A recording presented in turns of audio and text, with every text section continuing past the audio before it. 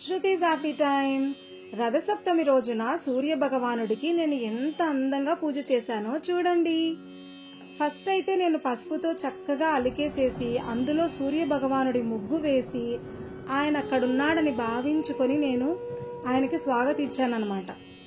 అసలు ఈ రథసప్తమి ఎప్పుడొస్తుంది అని అంటే మాఘమాసంలో శుక్లపక్షం సప్తమి తిథి రోజున రథసప్తమి పండగ చేసుకుంటారు. అసలు మాఘమాసం అంటే ఏంటి? పాపం లేనిది అని అర్థం. అంటే ఏంటి? పుణ్యాన్ని ప్రసాదించే మాసం కాబట్టి ఈ మాసాన్ని మాఘమాసం అని అంటారు. పసుపు కుంకుమ రంగులు రథము అన్ని వేసి అలంకరించాను. 7 పిండి దీపాలైతే రెడీ చేసుకున్నాను. ఇందులో బియ్యం పిండి, కొంచెం బెల్లం, కొంచెం ఇలాచీ వేసి ఈ పిండిని నేను ఇలా 7 దీపాలుగా తయారు చేసుకున్నాను. ఇలా రథం కూడా నేను చిక్కుడుగాయలతో 7 చిక్కుడుగాయలు పెట్టేసేసి మంచిగా కుంకుమ బొట్లతో అలంకరించేసి ఇప్పుడు సూర్య భగవానుడి మధ్యలో తీసుకువెళ్ళేసేసి నేను ఈ రథాన్ని ప్రతిష్ఠించాను. ఇలా పిండి దీపాలని చిక్కుడుగాయ ఆకుల్ని తీసుకొని అందులో ఒక్కొక్క ఆకుని సూర్య భగవానుడి చుట్టూ అమర్చేసేసి ఆ ఆకుల పైన ఈ పిండి దీపాలను పెట్టి ఆయిల్ పోసి మంచిగా ఒత్తులైతే 7 ఒత్తులు నేను వెలిగించేసేసాను.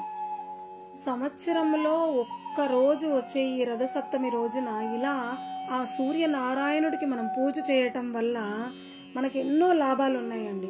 అసలు ఫస్ట్లీ మనకు ఈ పవిత్రమైన రోజున నదీ స్నానం చాలా ఇంపార్టెంట్. కానీ నాకైతే కుదరలేదు. ఈ నదీ స్నానం చేయటం వల్ల ఏంటి అని అంటే మన 7 జన్మల పాపాలు తొలగిపోతాయని మన పెద్దలు చెప్తూ ఉంటారు.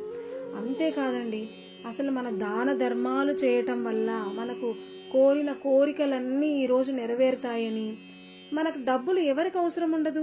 ప్రతి ఒక్క మనిషికి మన జీవన విధానంలో డబ్బులు అనేది చాలా ప్రాధాన్యం అన్నమాట. అలాంటిది ఈయనని ఈరోజు మనం పూజ చేసుకోవటం వల్ల మనకు ఆదాయం కూడా పెరుగుతుంది.